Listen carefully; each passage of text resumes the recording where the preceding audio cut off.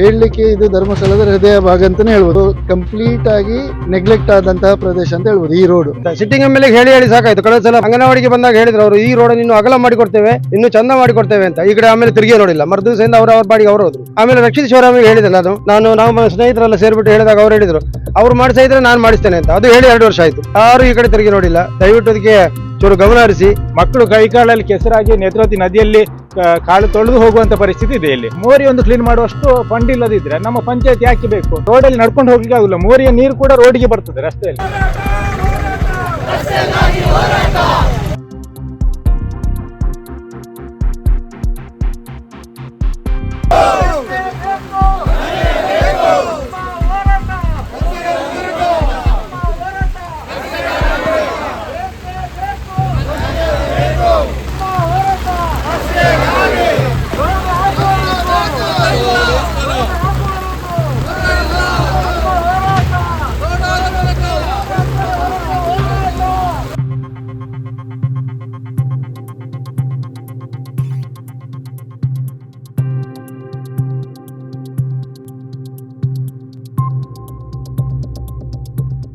ಧರ್ಮಸ್ಥಳದ ನೇತ್ರಾವತಿ ಸ್ನಾನಘಟ್ಟದ ಬಳಿ ಇರುವಂತಹ ಅಜಿಕುರ್ ರಸ್ತೆ ಬಗ್ಗೆ ನಾವು ಒಂದು ಸ್ಟೋರಿ ಮಾಡಿದ್ವಿ ಸುದ್ದಿ ನ್ಯೂಸ್ ಅಲ್ಲಿ, ರಸ್ತೆ ಗುಂಡಿಗಳ ಬಗ್ಗೆ. ಇವತ್ತು ಅಲ್ಲಿ ಎಲ್ಲರೂ ಕೂಡ ಸೇರ್ಕೊಂಡು, ಗ್ರಾಮಸ್ಥರು ಸೇರ್ಕೊಂಡು ಪ್ರತಿಭಟನೆ ಮಾಡಿರುವಂತದ್ದು.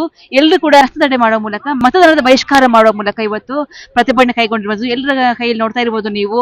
ರಸ್ತೆ ದುರಸ್ತಿ ಆಗದಿದ್ದರೆ ಮತದಾನ ಬಹಿಷ್ಕಾರ ಅನಿವಾರ್ಯ. ನಮ್ಮ ಹೋರಾಟ ಸಂಸದರು ಬರುವ ತನಕ. ಜನರ ಬೇಡಿಕೆ ಒಂದೇ, ಗುಣಮಟ್ಟದ ರಸ್ತೆ ಬೇಕೇ ಬೇಕು ಅನ್ನೋ ಎಲ್ಲ ಒಂದು ಆಗ್ರಹವನ್ನ ಇಟ್ಕೊಂಡು, ಎಲ್ಲ ಒಂದು ಬೇಡಿಕೆ ಇಟ್ಕೊಂಡು ಇವತ್ತು ಇಲ್ಲಿ ಪ್ರತಿಭಟನೆ ಕೈಗೊಂಡಿರುವಂತದ್ದು. ಇದರ ಬಗ್ಗೆ ಮಾತಾಡ್ಸೋಣ ಗ್ರಾಮಸ್ಥರ ಹತ್ರ. ಮೊನ್ನೆ ಅಷ್ಟೇ ಬಂದು ನಾವು ಸುದ್ದಿ ನ್ಯೂಸ್ ವರದಿ ಮಾಡಿದ್ವಿ ರಸ್ತೆ ಬಗ್ಗೆ, ರಸ್ತೆ ಗುಂಡಿಗಳ ಬಗ್ಗೆ. ಇವತ್ತು ನೀವು ಪ್ರೊಟೆಸ್ಟ್ ಮಾಡ್ತಾ ಇದ್ದೀರಾ. ಸೊ ಮುಖ್ಯವಾಗಿ ನಿಮ್ಮ ಆಗ್ರಹ ಏನು ಅನ್ನೋದು? ಈ ರಸ್ತೆ 17 ವರ್ಷಗಳ ಹಿಂದೆ ಸಡಕ್ ಯೋಜನೆಯಲ್ಲಿ ಆಗಿರುತ್ತದೆ. 5 ವರ್ಷಗಳ ಕಾಲ ಅವರೇ ಮೇಂಟೈನ್ಸ್ ಮಾಡಿ ಉತ್ತಮ ರಸ್ತೆ ಆಗಿತ್ತು. ಈಗ 12 ವರ್ಷದಿಂದ ಈ ರಸ್ತೆ ಬಗ್ಗೆ ಯಾವುದೇ ಅನುದಾನ ಬಿಡುಗಡೆ ಮಾಡದೆ ರಸ್ತೆಯಲ್ಲಿ ಹೋಗ್ಲಿಕ್ಕೆ ಸಾಧ್ಯ ಆಗ್ತಾ ಇಲ್ಲ. ಮಕ್ಕಳು ಮತ್ತು ಅವರ ಪೋಷಕರು ಮತ್ತು ಆಟೋದವರು ಯಾರಿಗೂ ಈ ರಸ್ತೆಯಲ್ಲಿ ಹೋಗ್ಲಿಕ್ಕೆ ಸಾಧ್ಯ ಆಗ್ತಾ ಇಲ್ಲ. ಅದಕ್ಕೋಸ್ಕರ ನಾವು ಉಗ್ರವಾದಂತಹ ಪ್ರತಿಭಟನೆಯನ್ನು ಮಾಡ್ತಾ ಇದ್ದೇವೆ. ಅದರ ಜೊತೆಗೆ ಮತದಾನವನ್ನು ನಾವು ಬಹಿಷ್ಕಾರ ಮಾಡ್ತಾ ಇದ್ದೇವೆ. ಇದಕ್ಕೆ ತಹಶೀಲ್ದಾರರು, ಶಾಸಕರು ಮತ್ತೆ ಸ್ಥಳೀಯ ಜನಪ್ರತಿನಿಧಿಗಳು ಬಂದು ಈ ನಮ್ಮ ಬೇಡಿಕೆಯನ್ನು ಈಡೇರಿಸಬೇಕು ಅಂತೇಳಿ ಈ ಮೂಲಕ ಕೇಳಿಕೊಳ್ತಾ ಇದ್ದೇವೆ. ಇದೀಗ ನಮ್ಮ ಜೊತೆ ಸಂದೇಶ್ ರಾವ್ ಸರ್ ಇದ್ದಾರೆ. ಸರ್ ನಮಸ್ತೆ. ನಮಸ್ತೆ. ನಾವು ಮೊನ್ನೆ ಬಂದು ವರದಿ ಮಾಡಿದ್ವಿ ಕಂಪ್ಲೀಟ್ ಆಗಿ ರಸ್ತೆ ಗುಂಡಿ ಹೇಗಿದೆ, ಯಾವ ತರ ಸಮಸ್ಯೆ ಆಗ್ತಾ ಇದೆ, ಅರ್ಚಕರಿಗೆ ತೀರ್ಥ ಇಲ್ಲಿಂದ ತಗೊಂಡು ಹೋಗುವಂತದ್ದು. ಸೊ ಇವತ್ತು ನೀವು ಪ್ರೊಟೆಸ್ಟ್ ಮಾಡ್ತಾ ಇದ್ದೀರಾ, ಇದ್ರ ಬಗ್ಗೆ ಏನ್ ಹೇಳಿ? ಇಲ್ಲ, ಇದೊಂದು ಶಾಂತಿಯುತ ಪ್ರತಿಭಟನೆ. ಅಂದರೆ ಮೇನ್ ಏನಂತ ಹೇಳಿದ್ರೆ, ಕಳೆದ ಈಗ ರಸ್ತೆ ಆಗಿ 17 ವರ್ಷಗಳಾಗಿದೆ. ಈ 17 ವರ್ಷಗಳಲ್ಲಿ ಈ ರಸ್ತೆ ಯಾವುದೇ ರೀತಿಯ ದುರಸ್ತಿ ಕಾಣಲಿಲ್ಲ. ಸೊ ಕಂಪ್ಲೀಟ್ ಆಗಿ ನೆಗ್ಲೆಕ್ಟ್ ಆದಂತಹ ಪ್ರದೇಶ ಅಂತ ಹೇಳ್ಬೋದು ಈ ರೋಡು.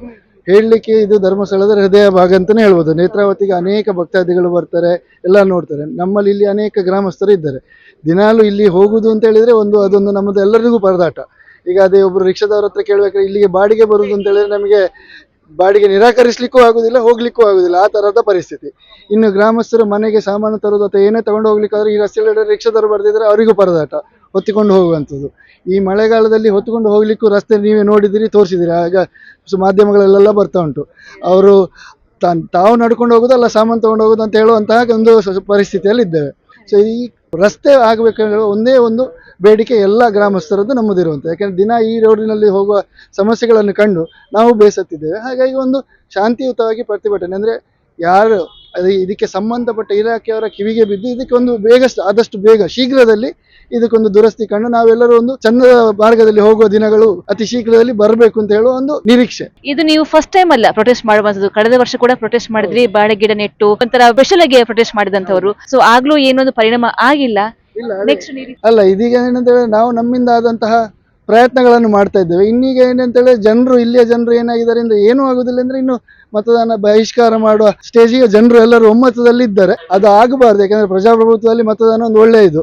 ಹಾಗಾಗಿ ಅದರ ಮುಂಚೆ ಸಂಬಂಧಪಟ್ಟ ಅಧಿಕಾರಿಗಳು ಅಥವಾ ಸಂಬಂಧಪಟ್ಟ ಇಲಾಖೆಗಳು ಅದಕ್ಕೆ ಬೇಕಾದ ವ್ಯವಸ್ಥೆಯನ್ನು ಮಾಡಿಕೊಟ್ರೆ ಎಲ್ರಿಗೂ ಒಂದು ಅನುಕೂಲ ಆಗ್ತದೆ ಅಂತ. ಯಾಕಂದರೆ ಮತದಾನ ಬಹಿಷ್ಕಾರ ಅದು ಕೊನೆಯ ಸ್ಟೆಪ್ ಆ್ಯಂಡ್ ತುಂಬ ಹಾರ್ಶ್ ಆದ ಸ್ಟೆಪ್. ಅದು ಒಳ್ಳೆಯದು ಅಲ್ಲ, ಪ್ರಜಾಪ್ರಭುತ್ವಕ್ಕೆ ಅದು ಒಳ್ಳೆಯದಲ್ಲ.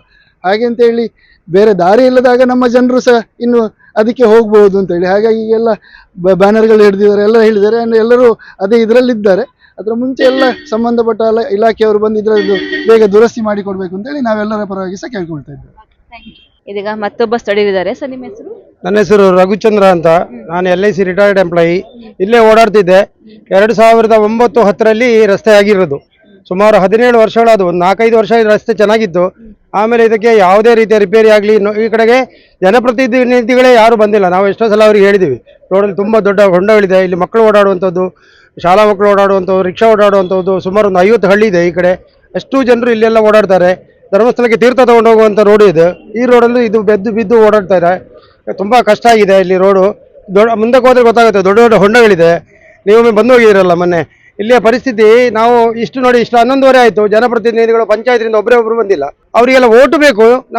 ನಾವು ಬೇಡ, ಜನರು ಬೇಡ, ಓಟು ಮಾತ್ರ ಬೇಕು ಅವರಿಗೆ. ನಾವು ಇದೇ ಥರ ಆದರೆ ಇಲ್ಲಿ ಮತದಾನವನ್ನೇ ಬಹಿಷ್ಕರಿಸ್ತೇವೆ. ಯಾಕೆಂತ ಹೇಳಿದರೆ ಇದು ಒಳ್ಳೆ ರಸ್ತೆ ಬೇಕು, ನೀರು, ಪ್ರತಿಯೊಂದು ಕೂಡ ಜನರ ಹಕ್ಕು. ನಮ್ಮ ಭಾರತದ ಪ್ರಜೆಯಾಗಿ ಮತದಾನದ ಹಕ್ಕು ಹೇಗಿದೆಯೋ ಹಾಗೆ ರಸ್ತೆ ರಿಪೇರಿ, ರಸ್ತೆ, ಮನೆ, ಕರೆಂಟು ಎಲ್ಲವೂ ಕೊಡಬೇಕಾದಂಥದ್ದು ಕರ್ತವ್ಯ ಸರ್ಕಾರದ್ದು. ಈ ಜನಪ್ರತಿನಿಧಿಗಳು ಒಬ್ಬರು ಇಷ್ಟೊತ್ತಾಗಿ ಬರಲಿಲ್ಲ. ನೋಡಿ, ಇಷ್ಟು ಜನ ಸೇರಿದ್ದಾರೆ. ನಮಗೆಲ್ಲ ಕೆಲಸ ಇಲ್ಲದಕ್ಕೆ ಸೇರಿರೋದ ಎಲ್ಲ. ಪಾಪ ಇವತ್ತು ರಜೆ ಮಾಡ್ಕೊಂಡು ಬಂದುಬಿಟ್ಟು ಇಲ್ಲಿ ಕೆಲಸಕ್ಕೆ ನಿಂತಿದ್ದೇವೆ. ಒಬ್ರು ಈ ಕಡೆ ಗಮನ ಹರಿಸಿಲ್ಲ. ಇಲ್ಲಿಂದ ಈ ರೋಡು ಚಾರ್ಮಾಡಿ ತನಕ ಹೋಗಿಬಿಟ್ಟು ಚಾರ್ಮಾಡಿ ಜಾಯಿಂಟ್ ಆಗಿ ಬ್ಯಾಂಗ್ಳೂರಿಗೆ ಹೋಗುವಂಥ ಲಿಂಕು ಇದೆ ಈ ರೋಡಿಗೆ. ಸೊ ಎಲ್ಲ ಗಾಡಿಗಳು ಹೋಗ್ತದೆ. ಮತ್ತೆ ಶಿವರಾತ್ರಿ ಟೈಮಲ್ಲಿ ಪಾದಯಾತ್ರೆಗಳು ಹೈಯೆಸ್ಟ್ ಬರುವಂಥ ಜಾಗ ಇದು. ಎಲ್ರಿಗೂ ಎಲ್ಲವೂ ಬೇಕು, ಆದರೆ ರೋಡ್ ಮಾತ್ರ ಬೇಡ.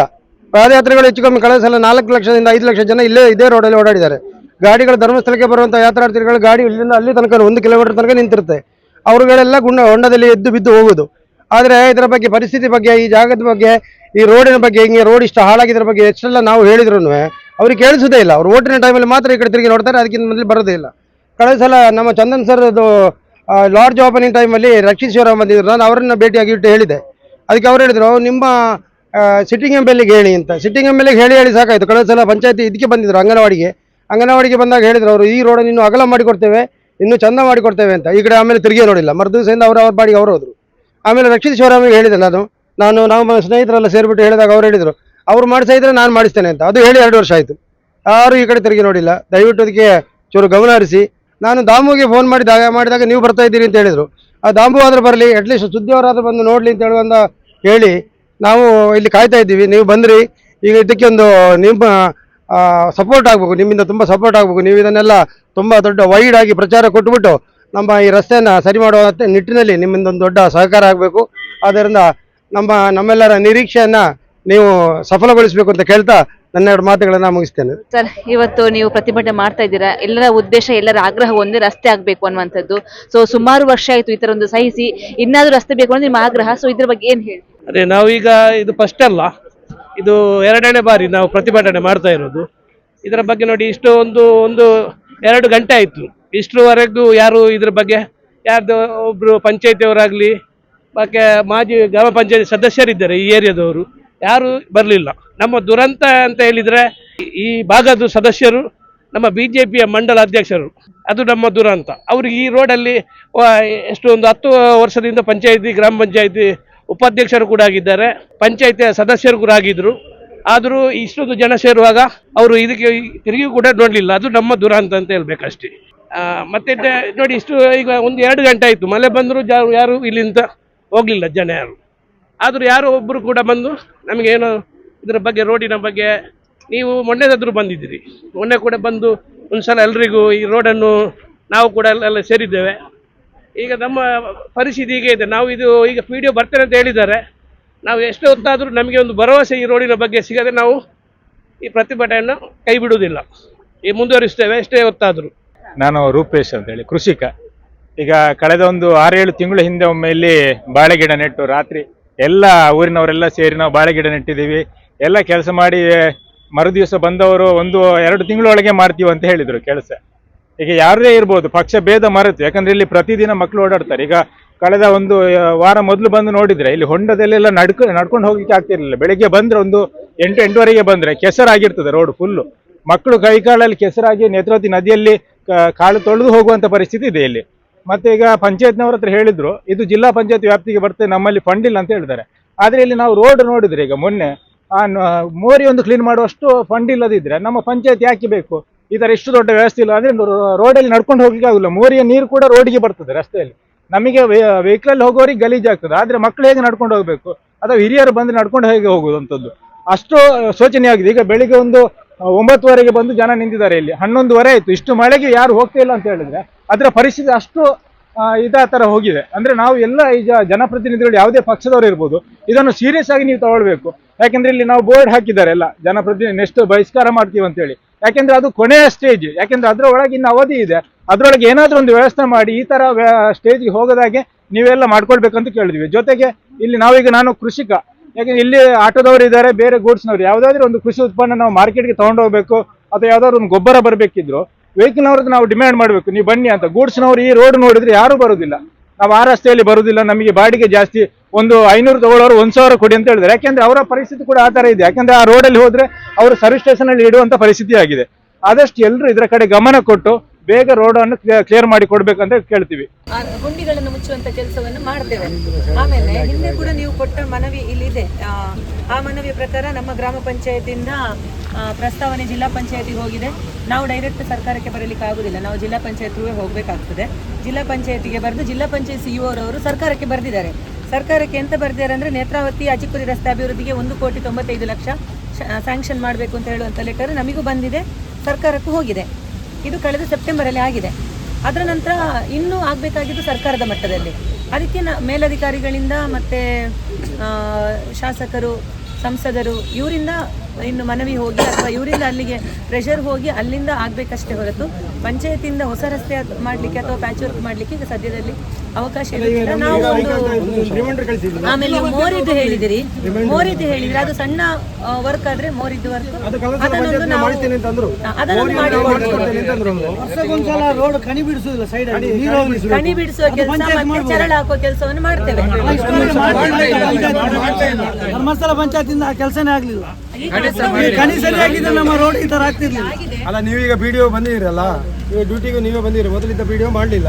ಈಗ ನೀವಾದ್ರೂ ಒಂದು ಇಂಟ್ರೆಸ್ಟ್ ಮತ್ತೆ ಚರ್ಲ ಹಾಕೋದು ಟೆಂಪರರಿ ಒಂದು ಅರೇಂಜ್ಮೆಂಟ್ ಮಾಡಿ ಮಳೆ ಕಮ್ಮಿ ಆದ ಕೂಡಲೇ ಟಾರಿಂಗ್ ಇದೊಂದು ವ್ಯವಸ್ಥೆ ಮಾಡಬೇಕು. ಈಗ ಕಣಿ ಬಿಡಿಸಿ ಕೊಡುವಂಥದ್ದು, ನೀರು ಹೋಗುವಂಥದ್ದು ಮತ್ತೆ ಗುಂಡಿ ಮುಚ್ಚುವಂತ ಕೆಲಸವನ್ನು ಎಷ್ಟು ನಮಗೆ ಸಾಧ್ಯ ಆಗ್ತದೆ ನಮ್ಮ ಅನುದಾನದಲ್ಲಿ ಅಷ್ಟನ್ನು ನಾವು ಮಾಡಿ ಕೊಡ್ತೇವೆ. ಆಮೇಲೆ ಇದೊಂದು ರಿಮೈಂಡರ್ ಕಳಿಸಿ, ಇದು ಇನ್ನೊಂದು ಕಳಿಸ್ತೇವೆ ಸರ್ಕಾರದ ಗಮನಕ್ಕೆ. ಇನ್ನೊಂದು ಸ್ಟ್ರೈಕ್ ಮಾಡಿದ್ರು, ನಾವು ಇವತ್ತು ಸ್ಟ್ರೈಕ್ ಮಾಡಿದ್ದಾರೆ. ನಾವು ನಮ್ಮ ಮೇಲಧಿಕಾರಿಗಳಿಗೆ ಸ್ಟ್ರೈಕ್ ಮಾಡಿದ್ದಾರೆ, ನಮ್ಮ ಮೇಲಧಿಕಾರಿಗಳಿಗೆ, ಶಾಸಕರಿಗೆ, ಯಾರಿಗೆಲ್ಲ ಇದು ಮನವಿ ಹೋಗ್ಬೇಕು ಅವರಿಗೆಲ್ಲ ನಾವು ಇದನ್ನು ಕೊಡ್ತೇವೆ. ಈಗ ತಹಸೀಲ್ದಾರ್ ಬರಬೇಕು ಅಂತ ನಾವು ಹೇಳಿದ್ರೆ ಬರ್ತಾರಾ? ಈಗ ಪಂಚಾಯತ್ ರಾಜ್ ಇಂಜಿನಿಯರಿಂಗ್ ಇಲಾಖೆಗೆ ಮಾಹಿತಿ ಹೋಗಿದೆ. ಇದು ಪಂಚಾಯತ್ ರಾಜ್ ಇಂಜಿನಿಯರಿಂಗ್ ಇಲಾಖೆಗೆ ಸೇರಿದ ರಸ್ತೆ ಅವ್ರಿಗೆ ಬರ್ತಾರೆ, ಹೊರಟಿದ್ದಾರೆ, ಅವ್ರು ಬರ್ತಾರೆ. ಮೇಡಮ್, ಈ ರಸ್ತೆಗೆ ಈಗ ಫಂಡ್ ಇಲ್ಲ ಅಂತ ಹೇಳ್ತಿದ್ದೀರಿ. ಇದೇ ಸಮಯದಲ್ಲಿ ಮುಂಡ್ರಪಾಡಿ ರಸ್ತೆ ಆಗಿದೆ, ಅದೇ ಸಡಕ್ ಯೋಜನೆಯಲ್ಲಿ ಆಗಿರೋದು 15 ವರ್ಷಗಳ ಹಿಂದೆ ಇದೇ ತರ ಅಲ್ಲಿ ಮುಂಡ್ರಪಾಡಿಗೆ ಆಗಿದೆ. ಅದು ಇದಕ್ಕಿಂತ ಮೊದಲು 3 ಸಾರಿ ಪ್ಯಾಚ್ ವರ್ಕ್ ಆಗಿದೆ. ಈಗ ಹೊಸ ಡಾಮರೀಕರಣ ಆಗಿದೆ. ನೀವು ಒಂದ್ಸಲ ಆ ರೋಡಲ್ಲಿ ಹೋಗುವಾಗ ಗೊತ್ತಾಗ್ತದೆ ಹೊಸ ಡಾಮರ್ ಆಗಿದೆ. ಅದಕ್ಕೆ ಆಗ್ತದೆ, ಇದಕ್ಕೆ ಯಾಕೆ ಆಗುದಿಲ್ಲ? ಅದ್ರ ಪ್ಯಾಚ್ ವರ್ಕ್ ಕೂಡ ಪಂಚಾಯತಿಂದ ಆಗಿದಲ್ಲ, ಸಂಬಂಧಪಟ್ಟ ಇಲಾಖೆ ಗಮನಕ್ಕೆ ತರ್ತೇವೆ. 3 ಸಾರಿ 15 ವರ್ಷಗಳ ಹಿಂದೆ ಆಗಿದೆ.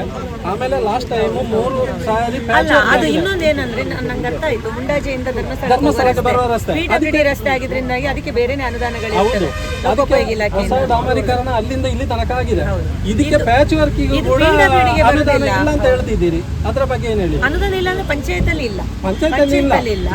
ಮತ್ತೆ ಮೇಲಿದ್ದು ನಂಗೆ ಗೊತ್ತಿಲ್ಲ. ಈಗ ಬರ್ತಾರೆ ಇಂಜಿನಿಯರಿಂಗ್ ಇಲಾಖೆಯಿಂದ ಬರ್ತಾರೆ, ಅವರು ನೋಡ್ತಾರೆ, ಅವರ ಏನು ಸಾಧ್ಯತೆಗಳಿದೆ, ಅನುದಾನ ಕೊಡುವ ಸಾಧ್ಯತೆಗಳಿವೆ, ಅದನ್ನ ಅವರು ಈಗ ಬರ್ತಾರೆ.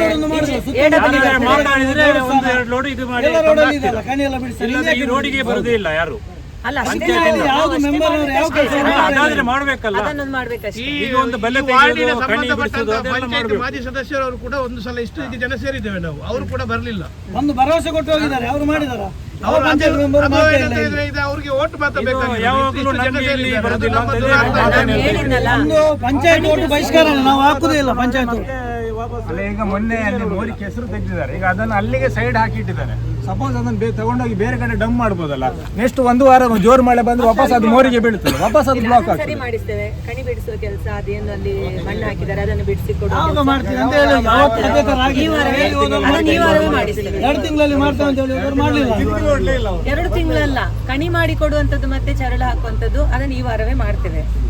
ಅದು ಇವತ್ತೇ ಸ್ಟಾರ್ಟ್ ಅಲ್ಲ ಅದು ಮೇಡಮ್ ಅದು ಮೇಲೆ ಹಾಕಿರೋ ಕೆಸರು ಕೂಡ ಆದಷ್ಟು ತೆಗೆದು ಹಾಕಿದ್ರೆ ಒಳ್ಳೆದಾಗ್ತದೆ. ಅಲ್ಲಿ ಆ ಎಲ್ಲ ರಾಜ್ಯದಲ್ಲಿ ಮೇಲೆ ಹಾಕಿದ್ದಾರೆ. ಸೈಡ್ ಮೋರಿ ಆದ್ರೆ ಇದೀಗ ಪ್ರತಿಭಟನಾ ಸ್ಥಳಕ್ಕೆ ಪಿಡಿಒ ಗಾಯತ್ರಿ ಮೇಡಮ್ ಬಂದಿರುವಂತದ್ದು.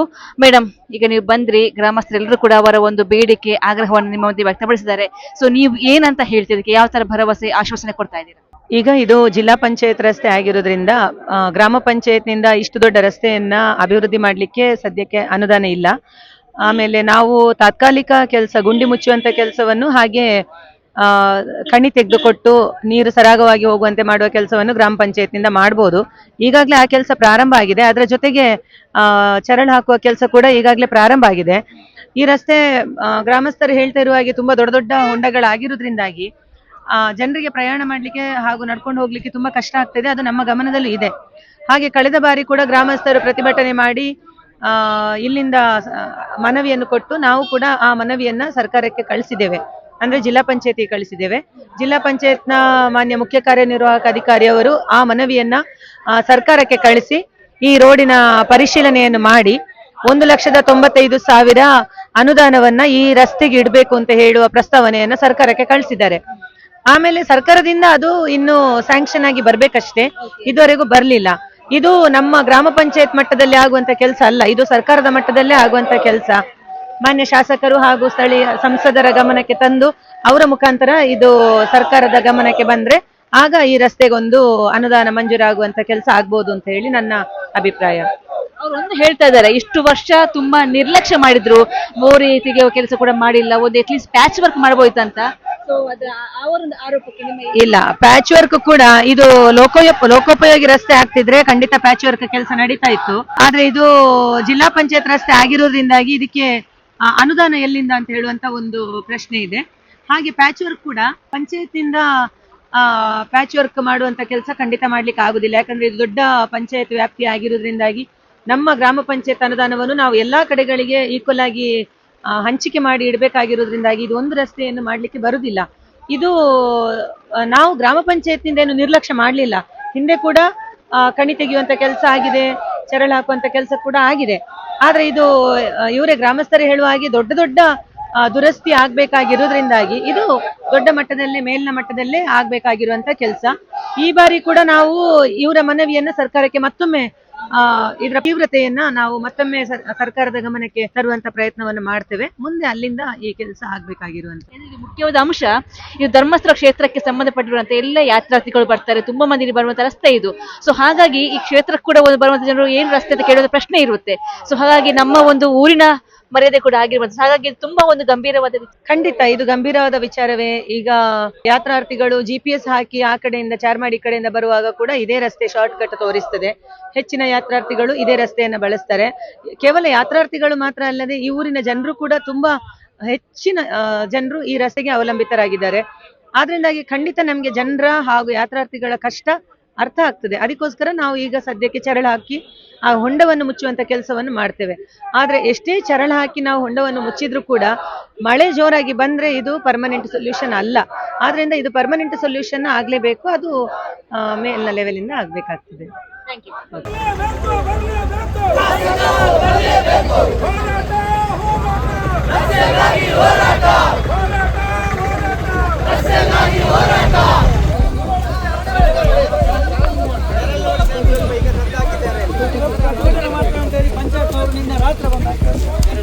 ಎರಡು ರೋಡ್ ಇಟ್ಟು ಹೋಗಿದ್ದಾರೆ, ಒಂದು ಇಲ್ಲಿ ಒಂದು ಅಲ್ಲಿ ಒಂದು. ಅದು ಪ್ರತಿಭಟನೆ ವೈರಲ್ ಆದ ನಂತರ ಮಾಡಿದ್ರು.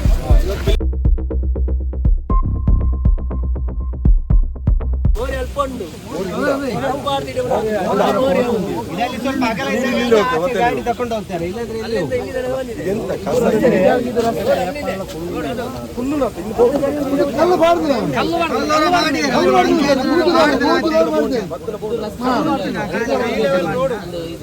ಅಲ್ಲ, ಮೋರಿಗೆ ಹೋಗ್ಲಿಕ್ಕೆ ಅಲ್ಲಿ ಬೇಕಲ್ಲ, ಅಲ್ಲಿ ಬ್ಲಾಕ್ ಆಗಿದೆ. ಆ ನೀರು ಇಲ್ಲಿಂದ ಬರ್ತದೆ, ಮೋರಿಯಲ್ಲಿ ಪಾಸ್ ಆಗ್ತದೆ. ಈ ರೋಡ್ ಮಾಡುವಾಗ ಅಲ್ಲ ಈಗ ಇದು ಇಮಿಡಿಯೇಟ್ ಮಾಡುವಾಗ ಇದು ಮಾಡೋಣ, ಚರಂಡಿದು ಮತ್ತೆ ಏನಾದ್ರು ಚರಳ ಹಾಕ್ಕೊಡೋದು ಇದು ಮಾಡೋದು. ಪಂಚಾಯತ್ ಅವರು ಮಾಡಿ ನಾಳೆ ಸ್ಟಾರ್ಟ್ ಮಾಡಬೇಕು. JCB ಅಲ್ಲಿ ಮಾಡಿ ಅರ್ಧ ಗಂಟೆ ಬರ್ತಾರೆ, 1 ಗಂಟೆ ಬರ್ತಾರೆ, ಸೈಡ್ ಚೂರು ಹೋಗ್ತಾರೆ, ರೋಡಿಗೆ ಹಾಕ್ತಾರೆ. ಮಾಡೋ ಕೆಲಸ ಮಾಡೋಣ.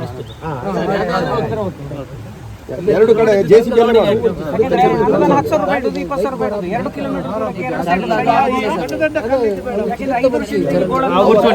ಇದು ಜಲ್ಲಿ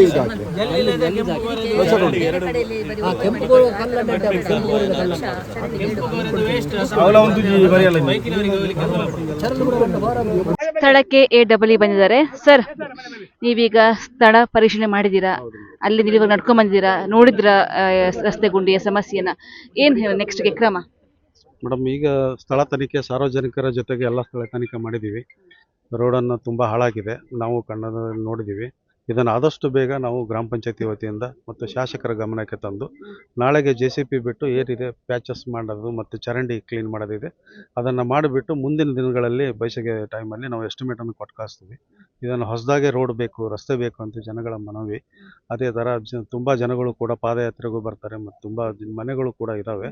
ಅದನ್ನು ನೋಡಿಬಿಟ್ಟು ಎಸ್ಟಿಮೇಟ್ ಮಾಡಿ ಕಳಿಸ್ಬಿಟ್ಟು ಆದಷ್ಟು ಬೇಗ ಹೊಸ ರೋಡನ್ನು ಕೂಡ ಮಾಡಲಿಕ್ಕೆ ಪ್ರಯತ್ನ ಪಡ್ತೀನಿ ಅಂತ ಹೇಳಕ್ಕೆ ಇಷ್ಟಪಡ್ತೀನಿ. ಇಷ್ಟು ವರ್ಷ ಯಾಕೆ ಡಿಲೇ ಆಯ್ತು ಸರ್? ಅಲ್ಲ, ಇಷ್ಟು ವರ್ಷ ಅಂತಂದ್ರೆ ತಮಗೆ ಗೊತ್ತಿದೆ, ತಮಗೆ ಅದನ್ನು ಫಂಡ್ಸ್ ಪ್ರಾಬ್ಲಮ್ಮು ಬರುತ್ತೆ, ಆಗುತ್ತೆ, ಕೆಲಸ ಆಗುತ್ತೆ.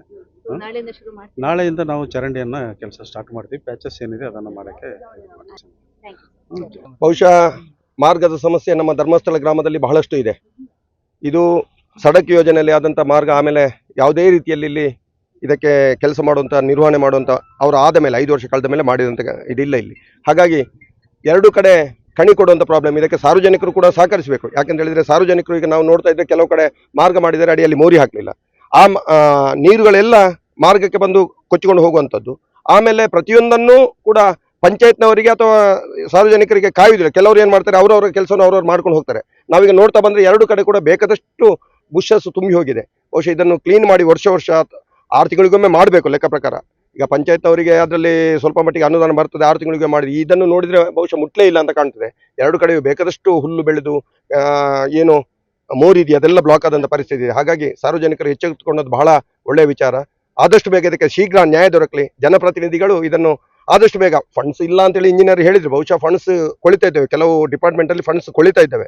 ಅದನ್ನು ಸಮರ್ಪಕವಾಗಿ ನಿರ್ವಹಣೆ ಮಾಡುವಂಥದ್ದು ನಮ್ಮಲ್ಲಿ ಆಗ್ತಾ ಇಲ್ಲದ ಕಾರಣ ಈ ರೀತಿ ಆಗ್ತದೆ. ಮತ್ತೆ ಜನಪ್ರತಿನಿಧಿಗೆ ಇಚ್ಛಾಶಕ್ತಿ ಕೂಡ ಬೇಕು, ಅದು ಕೂಡ ಇಲ್ಲ ಅಂತ ಕಾಣ್ತಾ ಇದೆ ಇದನ್ನು ನೋಡುವಾಗ. ಯಾಕಂದರೆ ಇದು ಮಾರ್ಗ ಮೇನ್ ರೋಡ್, ಇದು ಆವಾಗ ಮಾತಾಡಿದವರು ಎಲ್ಲ ಹೇಳಿದ್ದಾರೆ, ಧರ್ಮಸ್ಥಳದ ಪ್ರಮುಖ ರಸ್ತೆಯಲ್ಲಿ ಇದು ಕೂಡ ಒಂದು. ಹಾಗಾಗಿ ಆದಷ್ಟು ಬೇಗ ಶೀಘ್ರದಲ್ಲಿ ಇದು ಆಗಬೇಕು. ಆಗದಿದ್ದರೆ ಇನ್ನು 10 ದಿನವರೆಗೆ ಈ ರಸ್ತೆ ಆಗದಿದ್ದರೆ ನಾವು ಖಂಡಿತವಾಗಿಯೂ ಜನರನ್ನೆಲ್ಲ ಕರ್ಕೊಂಡು ನಿಮ್ಮ ಜಿಲ್ಲಾ ಪಂಚಾಯತ್ನ ಬಾಗಿಲಲ್ಲೇ ನಾವು ಧರಣಿ ಮಾಡಲಿಕ್ಕಿದ್ದೇವೆ. ಜಿಲ್ಲಾ ಪಂಚಾಯತ್ನಲ್ಲಿ ಧರಣಿ ಮಾಡಿ 10 ದಿನದೊಳಗೆ ಆಗಬೇಕು, ಇದು ಪ್ರಾರಂಭ ಆಗಬೇಕು, 10 ದಿನದೊಳಗೆ ಸಂಪೂರ್ಣ ಆಗಬೇಕು. ಇಲ್ಲದ್ರೆ ಖಂಡಿತ ನಾವು ಮತ್ತೆ ಜಿಲ್ಲಾ ಪಂಚಾಯತ್ನ ಮುಂದೆ ಇಂಜಿನಿಯರ್ ಅವರು ಇದನ್ನು ಗಮನಿಸಬೇಕು, ನಿಮ್ಮ ಮುಂದೆ ಬಂದು ನಾವು ಬೆಳ್ತಂಗಡಿಯಲ್ಲಿ ಪ್ರತಿಭಟನೆ ಮಾಡ್ತೇವೆ. ಧನ್ಯವಾದಗಳು. ಇವತ್ತಿನ ಪ್ರತಿಭಟನೆ ಕಾವು ಸರಿಯಾಗಿ ತಟ್ಟಿರುವಂಥದ್ದು. ಈ ಸ್ಥಳಕ್ಕೆ PDO ಆಗಿರ್ಬೋದು, VA ಜೊತೆಗೆ AEE ಕೂಡ ಬಂದು ಸ್ಥಳ ಪರಿಶೀಲನೆ ಮಾಡಿದ್ದಾರೆ. ಸದ್ಯಕ್ಕೀಗ ಅವರ ಬಾಯಿಂದ ಬಂದ ಉತ್ತರ, ನಾಳೆಯಿಂದಲೇ ಈ ಒಂದು ರಸ್ತೆಗೆ JCB ತಂದು ಮೋರಿ ಕೆಲಸ ಹಾಗೇನೆ ಜಲ್ಲಿ ಹಾಕುವಂತ ಕೆಲಸವನ್ನು ಮಾಡ್ತೀವಿ ಅಂತ ಹೇಳಿರುವಂಥದ್ದು. ಇದು ಒಳ್ಳೆಯ ಒಂದು ಫಲಶ್ರುತಿ ಅಂತ ಹೇಳ್ಬೋದು. ನಯನ ಪ್ರಸಾದ್ ಜೊತೆ ಶ್ರೇಯಸ್ ಶೆಟ್ಟಿ, ಸುದ್ದಿ ನ್ಯೂಸ್, ಅಜಿಕುರಿ, ಧರ್ಮಸ್ಥಳ.